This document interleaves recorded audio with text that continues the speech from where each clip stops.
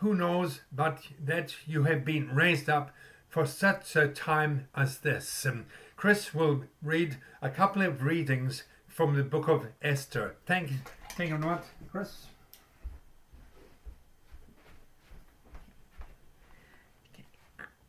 Esther chapter 3 verses 13 to 4 verse 3. Dispatches were sent by couriers to all the king's provinces with the order to destroy, kill and annihilate all the Jews, young and old, women and little children, on a single day, the 13th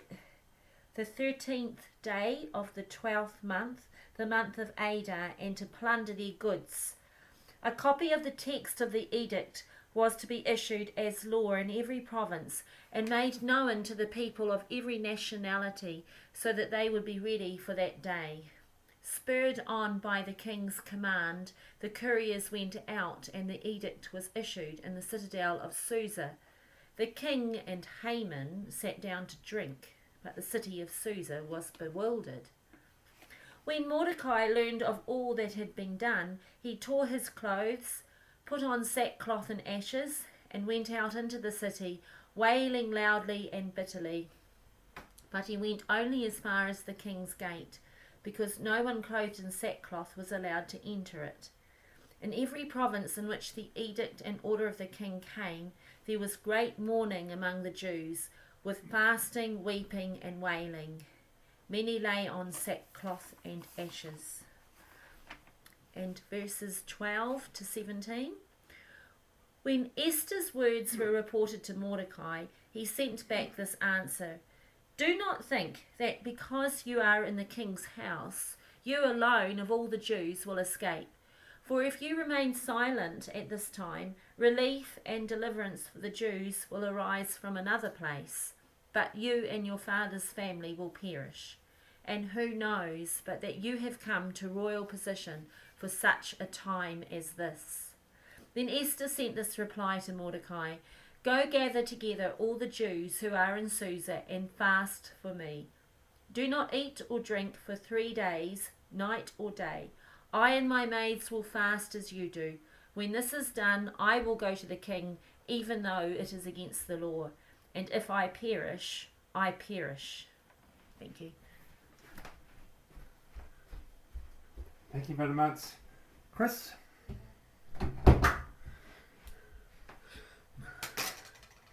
We the book of Esther. Esther follows on from Ezra and Nehemiah.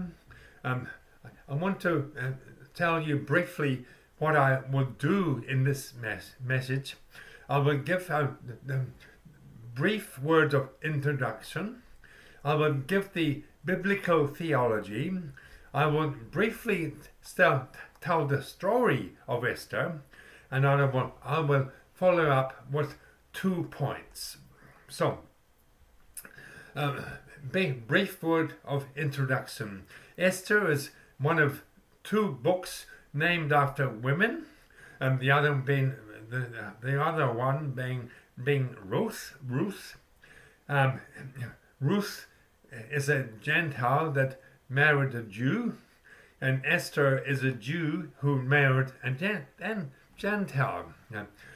If you remember the dates, when my message on Ezra and Nehemiah, the dates we shared a few dates.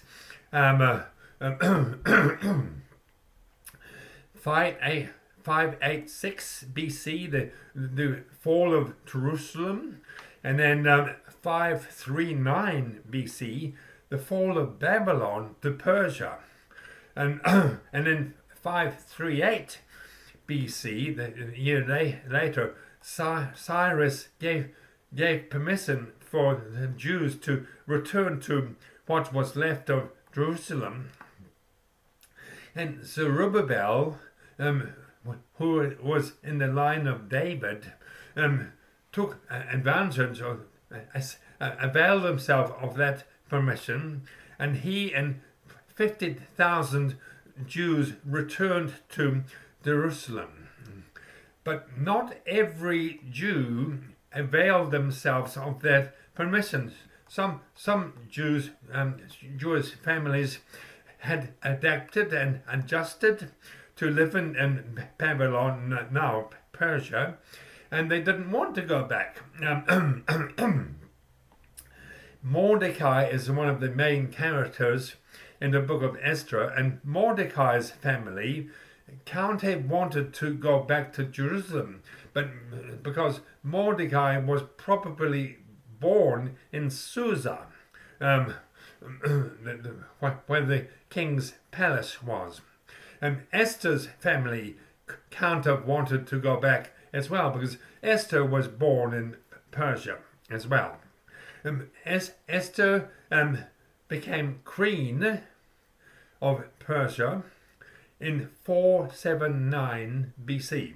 That's about 30 years before Ezra himself went over to Jerusalem. So that's just gives you a bit of what's happening in Jerusalem and what's happening with the Jews, the post-exile Jews. The biblical theology: God is king and he delivers his people. He is king even though his people are by this time scattered all over the world. He is still king of his people, the Jews. It's a famous fact that God is not mentioned in the book of Esther, but Esther was included in the canon because God is obviously there behind the scenes, orchestrating events for the great end of delivering the Jews.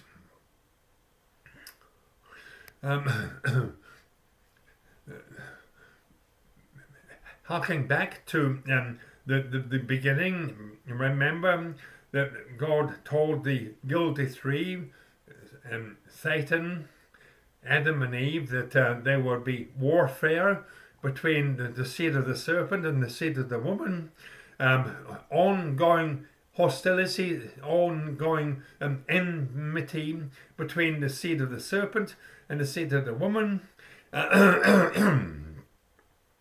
and that the seed of the woman would ultimately crush the serpent's head. And all these years later, in the time of Esther, the seed of the serpent is still alive and well. The seed of the woman is still alive and well, and they're still at war. And the seed of the woman is all the Jews, or all the regenerate Jews, including Mordecai and Esther herself. The seed of the serpent is Haman, and the seed of the first serpent was intent on annihilating the seed of the woman, annihilating all the Jews. But God raised up two examples of the seed of the woman, namely Esther and Mordecai, to crush the seed of the serpent. Just as the Lord raised up Moses and Aaron to crush the seed of the serpent, namely Pharaoh, when the serpent wanted to crush the seed of the woman all these years ago. So that's the biblical theology. And then the story. Beautiful Queen Vashti was deposed, or is deposed, is given the sack from being queen, because she didn't jump to attention and obey her Lord and Master, the King's command the king wanted to show off to his guests how beautiful his wife was, and Queen Vashti didn't feel like obliging, and so she didn't go, and she was given the sack and deposed, and even deported because she didn't obey the king's commands. Now, it's not the divine author's intention to moralize about the story at all. It's not. The point is not that the divine author is not interested in moralizing about Vashti and her the rightness of her discipline, because she should have obeyed her husband, nor is the divine author commenting about the tyranny of the patriarchal system. The divine author is not interested on these points at all. The point of the narrative is, with Vashti out of the way, that left room for Esther to occupy that position, and from that position she was able to petition the king. Mordecai, her much older cousin, who and also her adopted father, he had the habit of sitting on the gates, the king's gates, and he overheard two people of the king's guards plotting to assassinate the king. He uncovered the plot, and the two would-be assassins were executed themselves, and the whole thing was written down in the annals of the king. Haman was another key player on the of the narrative. He was prime minister. Haman was Agagite. Agag was the king of the Amalekites. The Amalekites attacked Israel when they were in the wilderness, and weak and exhausted. Agag lacked power, and he liked people to bow down before him. With Haman, it was a case of like great-great-grandfather, like great-great-grandson, because Haman lacked power, and he liked people to grovel and bow down to him. Everybody did so, but not Mordecai. Mordecai, being a devout Jew, would only bow down to God, his king. So he steadfastly, courteously,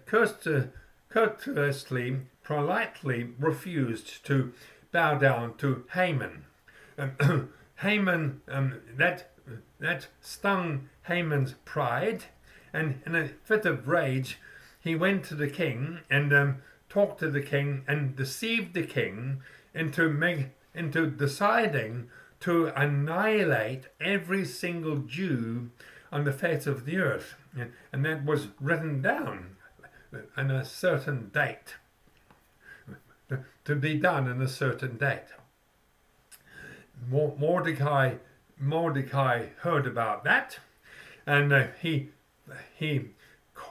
tore his robes, he scattered ashes on his head, and he mourned and fasted, and he met Esther, the queen, and he urged her to use her position to petition the king to see if the decision could be repealed or reversed. She hesitated because she knew that she could have been killed, because the king had not invited her into his presence for over a month, and it was against the law to go into the king's presence without an invitation, and she had not been invited into his presence. So she was a bit hesitant because she knew that she could have been killed. Mordecai struck back at her hesitation by saying two very, very powerful, very, very important things. One, the Jews will be delivered from another quarter. But, who knows, but you have been raised up for such a time as this. So Esther decides to place her hands, place herself in the hands of God, even though God is not mentioned, and she fasts for 3 days, and she tells all her friends to fast for 3 days as well, and not eating, not drinking, and then 3 days time, she, without any invitation, she went into the king's presence. He was struck by her great beauty, and he extended his scepter towards her, meaning, welcome, approach me. And he even went the extra mile, and he offered her anything at all, up to half his kingdom. She requested a small feast the next day, and with him, and then he granted that request.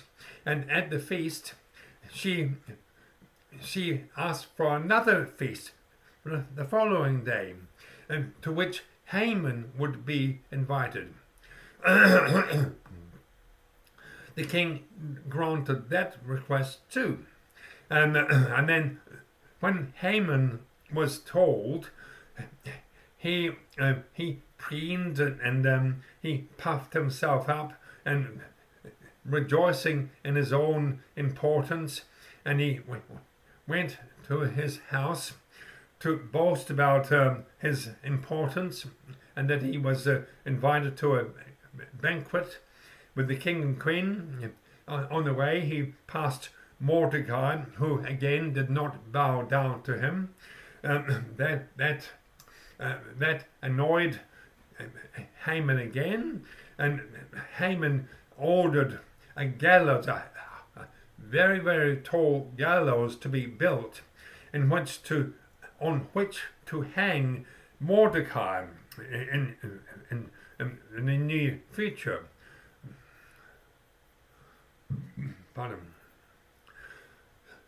When he got home, he was boasting to his wife Zeresh about his importance, and it seems that Haman was at the zenith of his power. How quickly the zenith would become the nadir.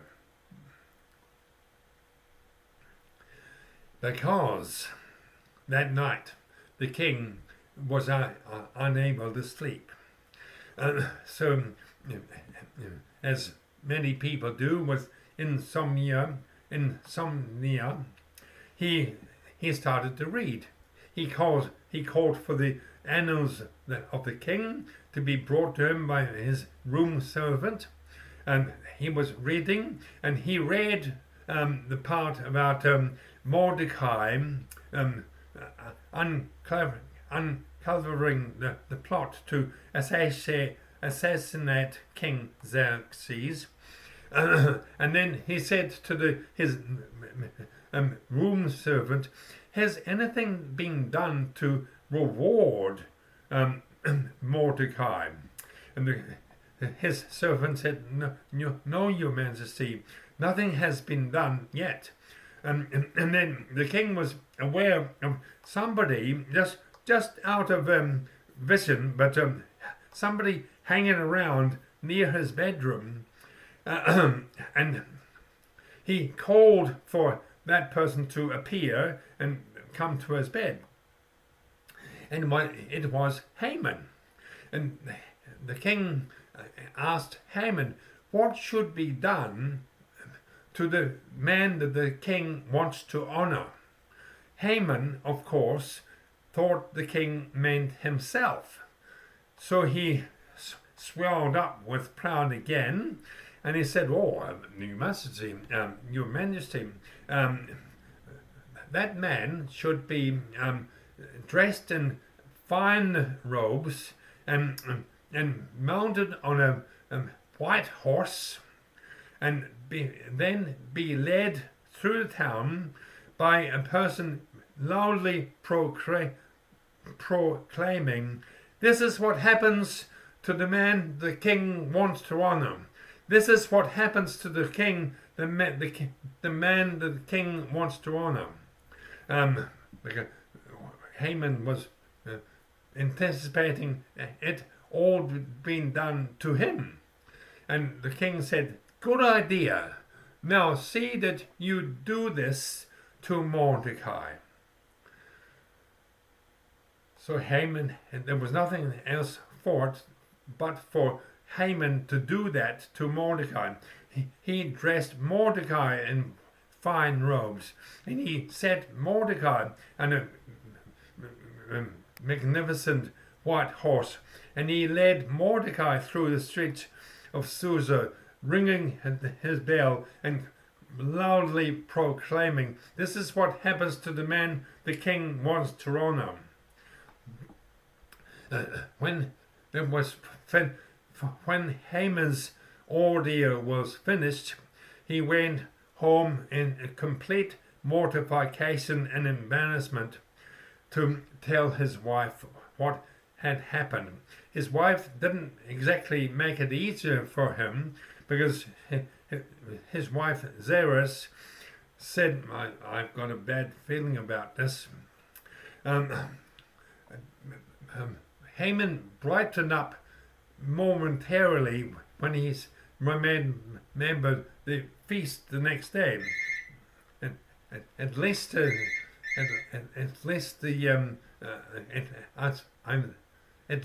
I've been invited to the feast.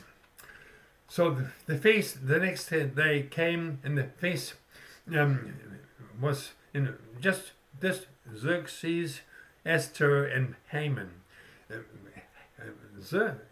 Esther starts to cry, and the king asked her what is the matter, and the Queen Esther says, your majesty, in between sobs, your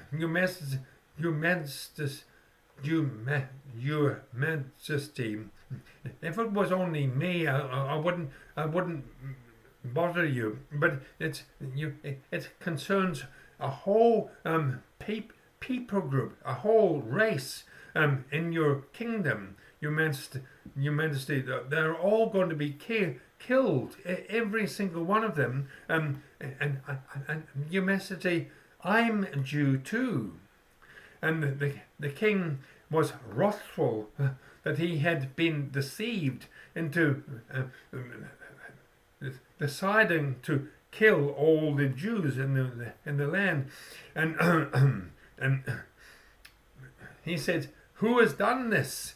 Who has deceived me? And Esther points at Haman, and the king rises to his feet in great rage, and he walks out to gather his thoughts and calm down. Haman knows that his situation is dire and dangerous, and he casts himself in the feet of Queen Esther to plead for his life, and that just then the king walks back into the apartment and sees Haman apparently ravishing his wife, and that was too much. And he accused him of trying to ravish his wife, and the servant put a cloth over Haman's face, because Haman was not going to live much longer. The king, in his anger, looked out of the window. He saw the great high gallows that Haman had ordered to be built to hang Mordecai on, and the king said, those gallows will do it nicely. Hang Haman on those gallows. And that brings me to about 3/4 of the way through the story of Esther. Time forbids me to carry on. In a nutshell, Mordecai is elevated to the position that Haman had, which is prime minister, and the Jews are delivered. But you read the story yourself. I was about 29 years old, and I had just come back to the Lord at the age of 29, and I was I had decided to go and started attending church, and I was in a church in a strange town in my travels, and for some reason the sermon didn't hold my attention, so I started to read the Pew Bible, and I started to read Esther, and I didn't know the story of Esther, and I read, it was just enthralling and gripping, and it was a real page turner, and I didn't stop until I finished the book of Esther. It's not a long story, so it's not a long book, so I would urge you to pick up the book of Esther and just read it. It reads like a novel. But two things to close, both uttered by Mordecai. Mordecai said to Esther, the Jews will be delivered by some other quarter. The Jews will be delivered. Mordecai believed the Bible. He knew the Bible. He believed the Bible. He knew that the promise in the Garden of Eden was that the woman's seed, namely the Jews, the woman's seed would crush the serpent, and that for so far had not happened yet. So he knew that the Jews would not going to be possibly going to be annihilated if that promise had not happened yet. So he knew the Jews would be delivered in some way. And remember, I said that so that the question was not, will the Jews be delivered? They would be. The question was, rather, would Esther act? And now, the Jews, the present day equivalent of the seed of the woman is all the Christians.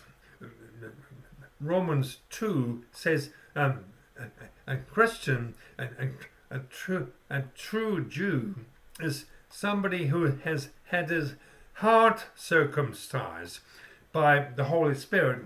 And that happens when you believe in Jesus. So the true Jews are the Israel of God, the church. And the church will be delivered. The church will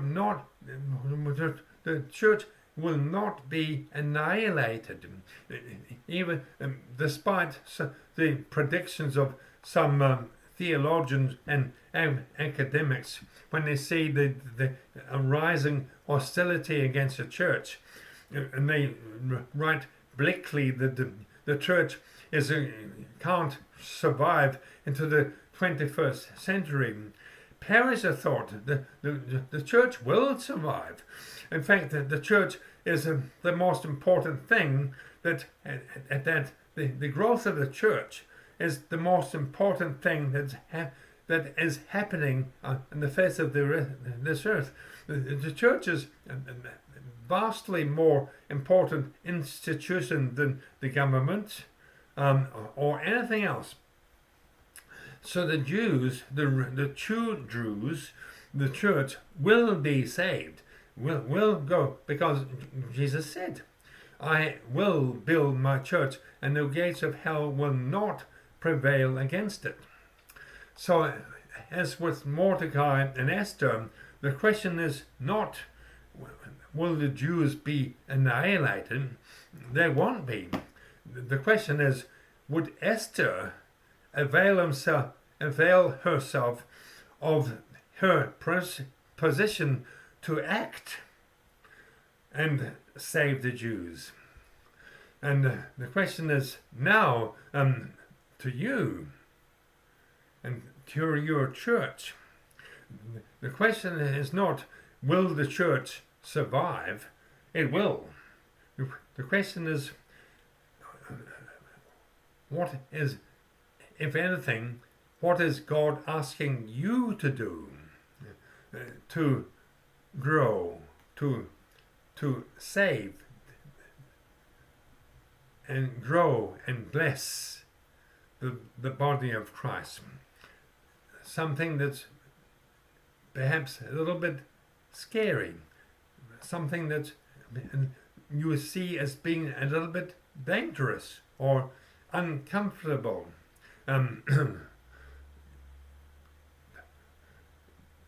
Pray to the Lord about it and see if the Lord tells you what you have to do. The equivalent of Esther approaching the king. And then when you have decided, if anything, to do it, decide to do it, commit it to the Lord, and maybe even fast, and then do it. Because who knows that you have been raised up for such a time as this.